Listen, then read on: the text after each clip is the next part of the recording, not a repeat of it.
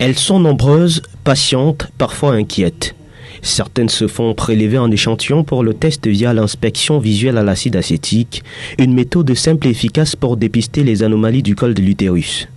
D'autres à côté reçoivent une palpation mammaire, premier réflexe pour détecter d'éventuels nodules. J'ai constaté que les femmes de 40 ans et plus présentaient certains nodules au niveau du mamelon.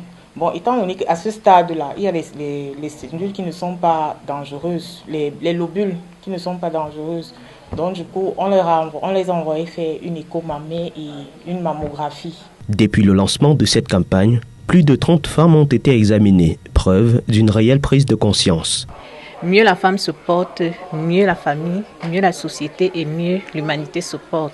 Moi, en tant que femme intéressée, n'est-ce pas, par le dépistage du cancer de l'utérus qui frappe aujourd'hui plusieurs femmes qui en meurent, ainsi que le cancer de l'utérus, je me suis vraiment sentie touchée et voilà pourquoi je suis venue. À l'origine de cette initiative, l'association PSEM, engagée pour la santé, l'éducation et la protection de l'environnement. La promotion de la santé et l'éducation dans le monde, en abrégé PSEM, a 4 ODD, parmi lesquels la santé, l'éducation, la protection de l'environnement et la lutte contre le changement climatique et l'emploi décent et durable.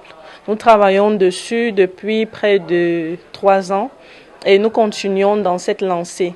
Forte de cette expérience, Promotion de la santé et de l'éducation dans le monde entend étendre ses campagnes de dépistage et de sensibilisation dans les pays de la zone CEMAC pour que la prévention devienne une réalité partagée au-delà des frontières camerounaises.